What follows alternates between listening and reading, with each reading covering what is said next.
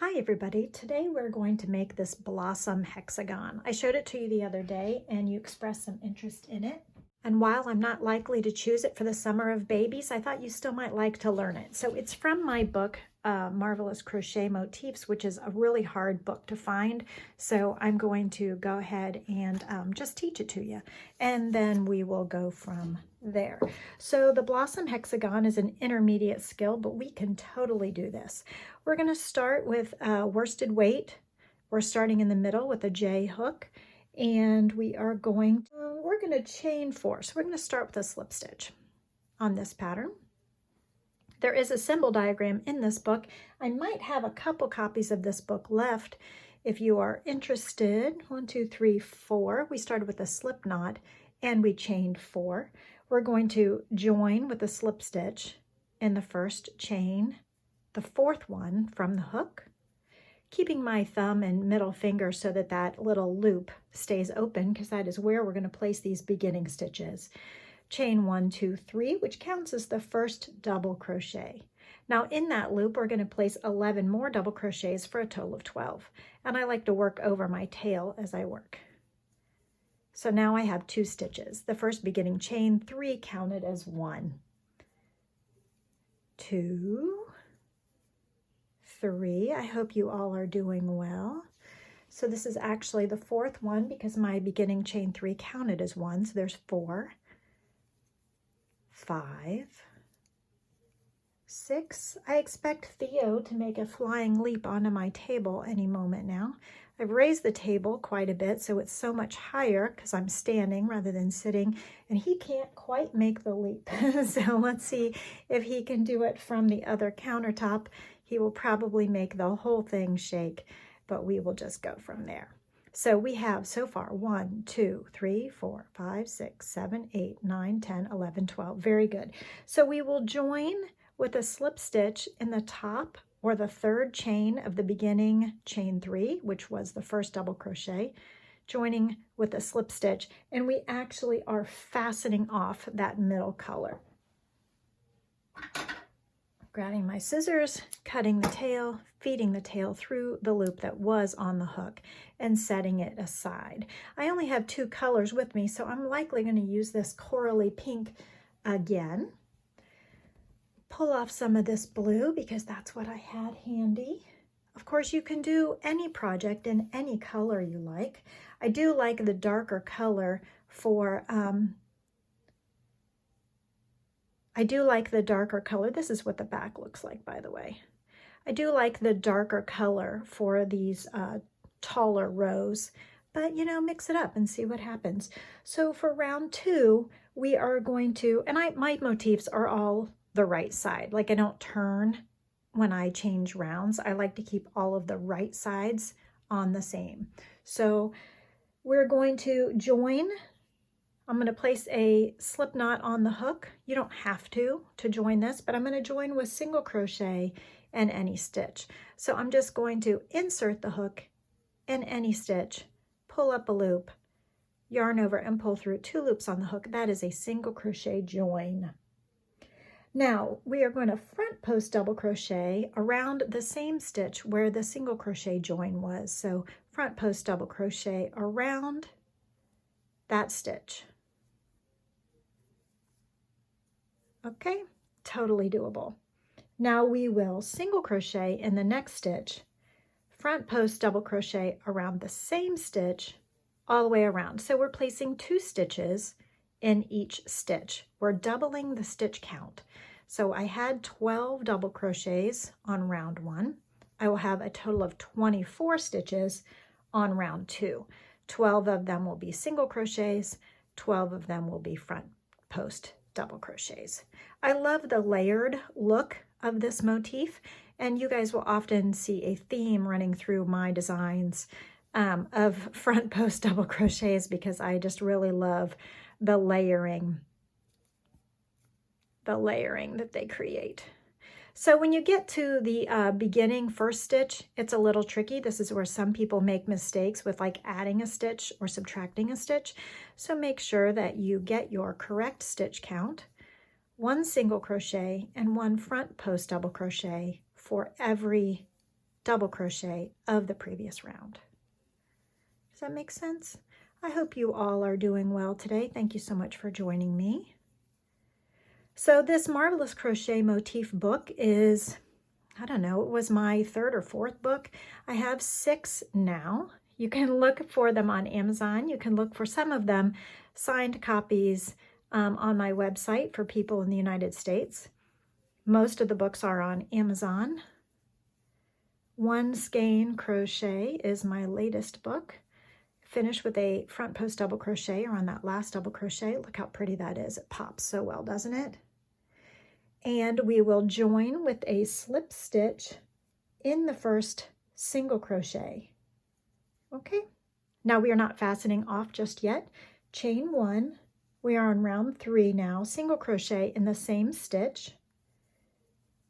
Chain 5, 1, 2, 3, 4, 5. Skip the next stitch. I'm going to give myself a little more slack with this yarn. Theo is behind me on the countertop just waiting to pounce. We'll see if he will. We're going to skip the next stitch, which happens to be a front post double crochet, and single crochet in the next one, which is that's a single crochet back there. So 1, 2, 3, 4, 5. Skip a stitch, single crochet in the next stitch. This sets us up to use other stitches. These skipped stitches we'll use later. 2, 3, 4, 5. Skip a stitch, single crochet in the next stitch. Repeat from star all the way around, which means we just keep doing this in pattern until we are done. 1, 2, 3, 4, 5. Skipping the front post double crochet, single crocheting in the single crochet. 1, 2, 3, 4, 5. There will be 12 chain 5 loops. I'm laughing because the cat jumped down, grabbing some yarn out of my work bin. 1, 2, 3, 4, 5. Luckily, it happens to be a ball that he has been stealing several times, so it is already a tangled mess, so he can go ahead and have that one. And as long as he leaves the other ones alone, we are in good shape. 1, 2, 3, 4, 5. Skip 1 stitch, single crochet in the next. 1, 2, 3, 4, 5. Give myself some more yarn slack out of this ball. Can you hear in the background? Probably not. My daughter having online digital learning lessons down in the dining room. My son having online digital learning lessons in the TV room. My husband having a Zoom meeting in the basement. And me up here filming a class. Okay, look how pretty that is. Okay, this just makes me happy. Okay, so at the end of round 3, we are fastening off. So I'm going to pull my hook out. Cut 2 inches or so, 1.5 inches, place the cut piece through where the hook had been and pull snug. Okay, so the blue here is the lavender at this moment. Now, instead of working the dark purple, I'm only doing 2 colors. I'm going to do pink again. Let's see how this looks, nice and colorful. So round 4, we're going to join B, color B. We're going to join this color, since we're only doing 2, with a treble crochet in any front post double crochet of round 2. So round 1, round 2, round 3. So in one of these front post double crochets, I will work a treble. And it doesn't matter which one I join with, but you know what? When I'm adding new colors, I often like to join somewhat far away from where I fastened off. That way I can work over the tail and the tails are spread out around the piece instead of all stacked on top of each other. So to join with a treble crochet, working behind the chain 5 loops, I'm going to yarn over twice, insert the hook in the stitch indicated, yarn over, holding all those yarn overs on my hook with my thumb, yarn over, pull through 2 loops on the hook, yarn over, pull through 2 loops on the hook, yarn over, pull through 2 loops on the hook. Now my tail is up here at the top of the stitch, which is just fine, but I like this better than like chaining 4 because it's an actual stitch there. It's an actual treble crochet. It's not a chain 4 that acts like a treble crochet. So that's why I choose to do it this way. So there is 1. So we are on round 4 and we're placing 2 treble crochets, 2 more treble crochets, I should say, in that same spot for a total of 3. Kind of working behind that loop, acting like it doesn't even happen. It's just hanging out there. So after the 3 treble crochets, we're going to chain 1, and we're going to repeat by placing 3 treble crochets behind the chain 5 loop in the space, the stitch that was skipped. Okay? So yarn over twice, insert, yarn over, pull through 2, yarn over, pull through 2, yarn over, pull through 2. Should we do that slowly together? Yarn over twice, insert the hook in the stitch, yarn over, pull up a loop, yarn over, pull through the loop, 2 loops on the hook, yarn over, pull through 2 loops on the hook, yarn over, pull through 2 loops on the hook. So we have 3 of them all in one stitch, chain 1, and we will go to the next skipped unused stitch. Okay, we'll do this all the way around. I love crochet. You guys have heard me say this a million times, but I'll go ahead and say it again. I love that it is a craft where I get to be, oh, here comes the kitty. He's trying to find new ways to get up here with this really tall table. I love that it is a functional craft, that from my art, my creativity, I can make something that functions, that either keeps people warm or is a oven, pot holder type thing, or is a dishcloth, or is a hat that keeps people warm, or a blanket that keeps people warm. I love that my craft not only is pretty and fun, but it's also functional. So that makes me happy that my craft is useful. I love to be productive.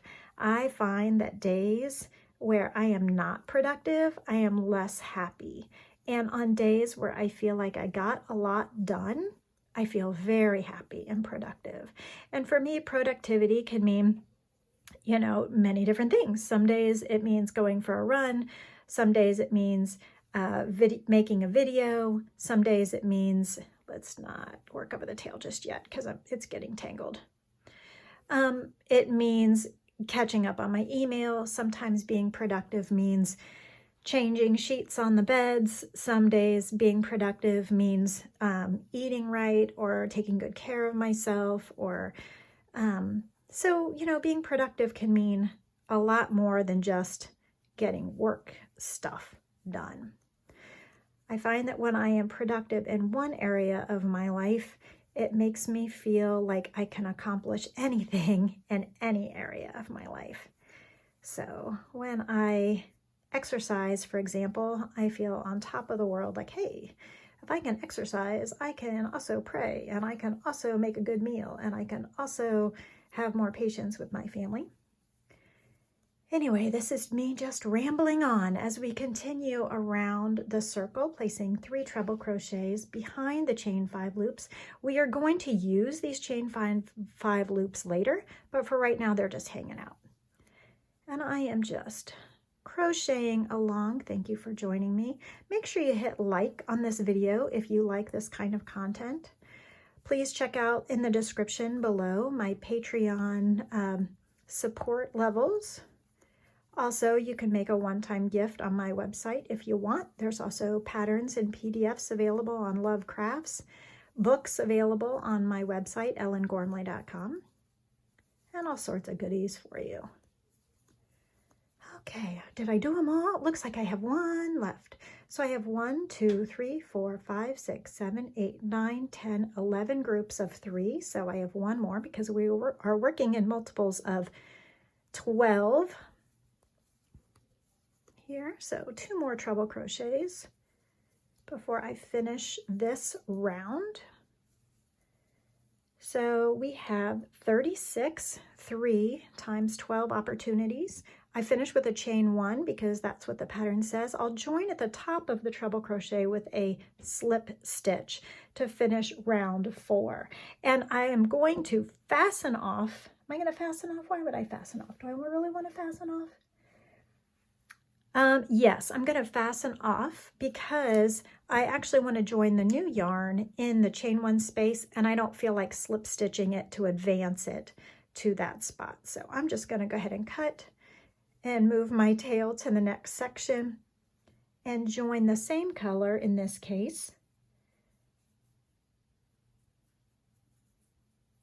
Okay, with a single crochet in any chain 1 space. So I'll just advance away from my tail so that when I get to it, I can work over it. Single crochet, so I put a slip knot on my hook. I'm just going to poke my hook through the chain 1 space in between groups of 3 treble crochet, yarn over, pull up a loop, yarn over, and pull through the 2 loops that are on the hook to join with a single crochet. Now we will then single crochet in the next treble crochet. Now pulling this chain 5 loop up, we're going to single crochet through that chain 5 loop and through the treble crochet at the same time. Okay, so do you see what I'm doing here? So the next single crochet is going in the middle treble. I'm pulling up the chain 5 loop so that I'm working through it. I'm not working through the stitch, but I'm working through the loop and just placing a single crochet and a single crochet in the next treble as well. I am going to single crochet in the next chain 1 space.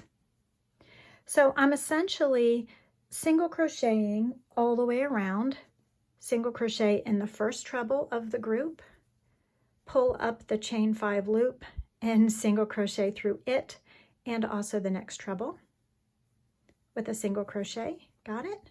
Single crochet in the treble, single crochet in the chain 1 space. So we're just single crocheting all the way around, and when I get to the middle one of a group of 3 trebles, that's when I'll pick up that chain 5 space. So much fun, and you can see it starting to pull into these star shapes. This is one of my favorite of the motifs in this little book.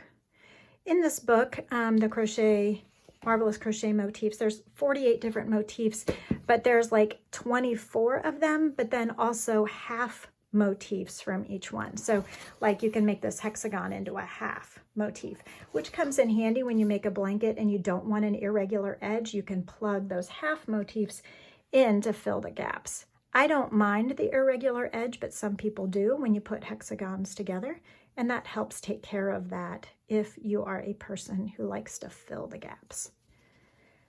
So in this book are hexagons, squares, I forget what other shapes I've got going on, but there are projects also in the book, a couple. I forget how many, maybe like 3, maybe 4, I forget.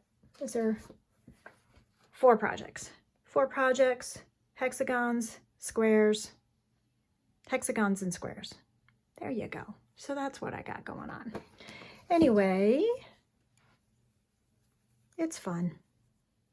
So single crocheting in each of the treble crochets and the chain 1 spaces, and then when you get to the middle treble crochet of the group is when you pick up that chain 5 loop.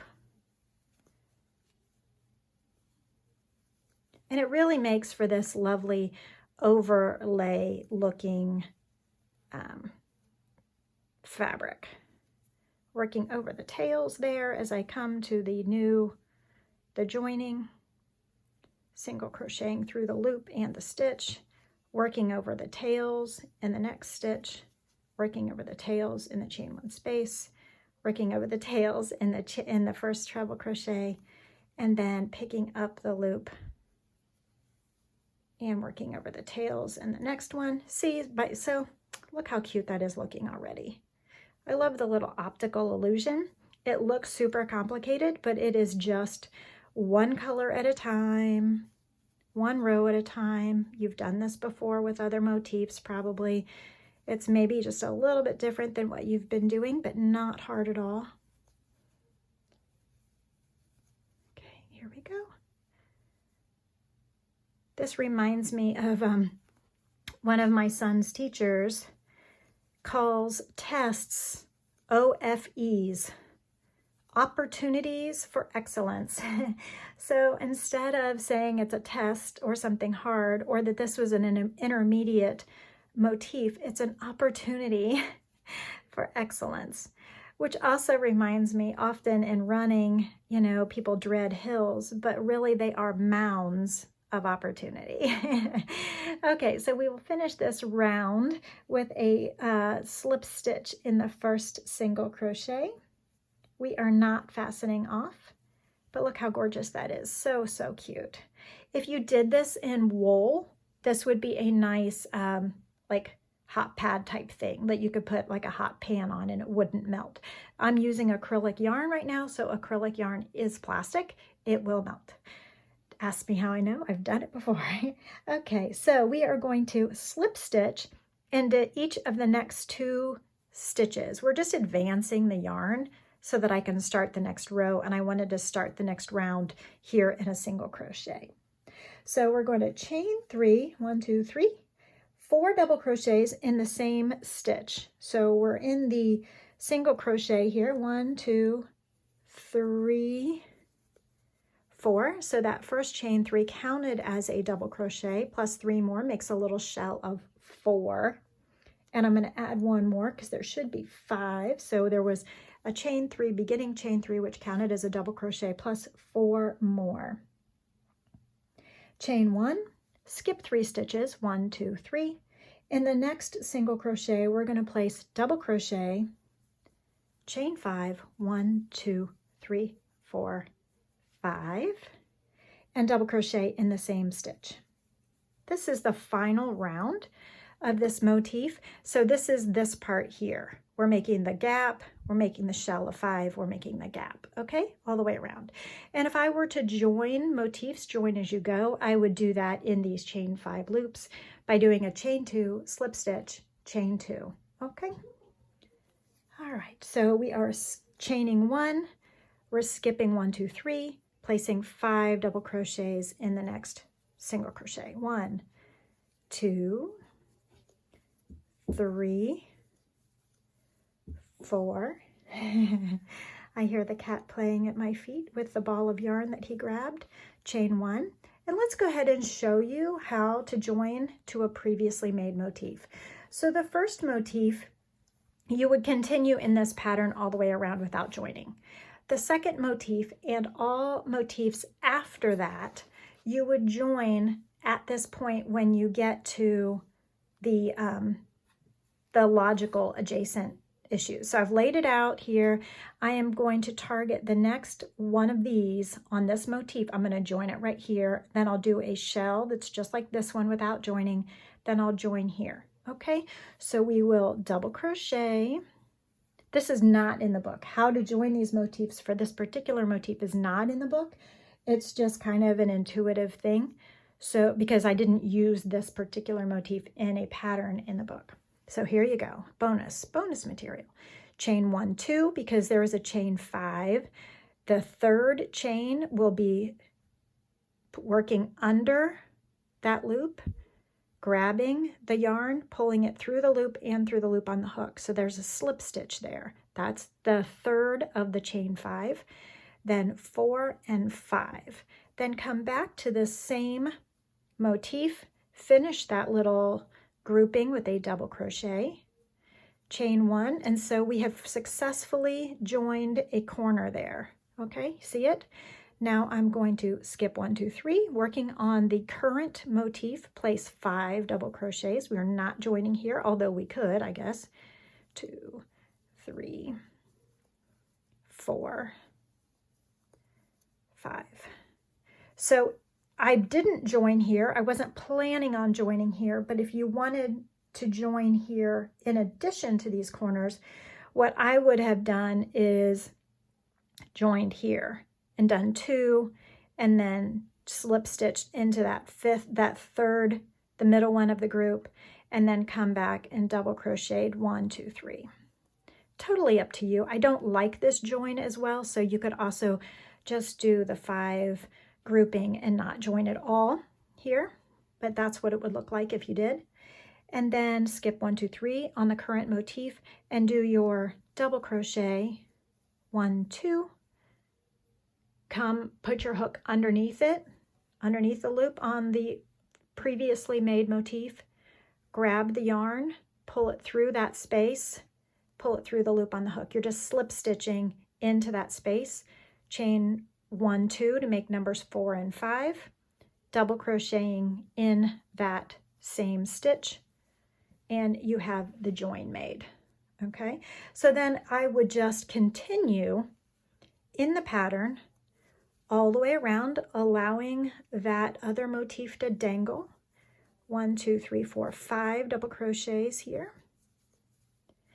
If you were in the middle of an afghan, for example, and you're ready to join to other motifs, say you've got a whole bunch of others and there's another one over here, you could then join at any point where it is logical to do that.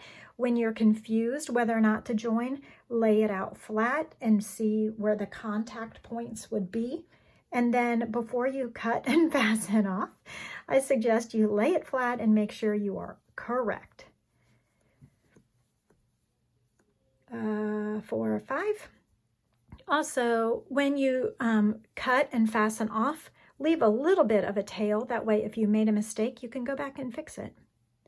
Like if you joined when you shouldn't have, then you know, it's a very small amount of yarn difference between when you joined and you shouldn't have, or you didn't join. Make sure your tail is long enough so that if you have to add a little bit of extra yarn in there to go back and join when you forgot, that you'll have enough. So make sure your tail is long enough. 3, 4, 5 to go back and make mistakes. Fix mistakes, rather. We all make mistakes, but to fix mistakes.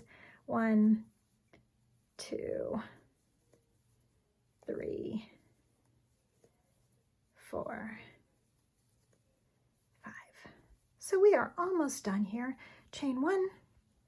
So I'm just working my way around the motif, alternating these groups of 5 and these chain 5 spaces, making sure to lay it flat and get oriented and make sure I know where I'm going. 1, 2, 3, 4, 5, so that if I did make a mistake, I can go back and fix it before I cut. And then when I have finished, so you don't have to join here if you don't want to. It could also just like be a bigger space, or you could join like I showed you.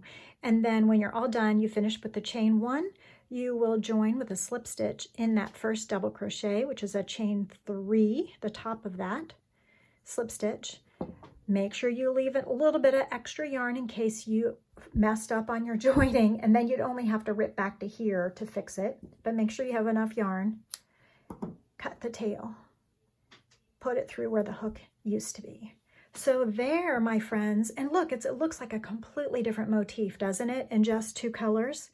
So very interesting how it just visually pops differently with the 2 colors instead of 3, and also placing the darker color on top instead of the lighter color. So I've inverted the contrast with it. So what do you think? What do you think? Do you like the spiky pointy part being dark, or do you like the spiky pointy part being light? What do you think? Anyway, I hope you have enjoyed this Blossom Hexagon. It is from Marvelous Crochet Motifs. If you need a copy of this book, send me an email. I'll see if I have any left. You can also look for it on Amazon. That might be your best bet. It might be out of print. But anyway, I hope you've enjoyed this lesson today. I know I have enjoyed this time with you. And like and subscribe for more videos. And thank you so much. See you next time. Bye.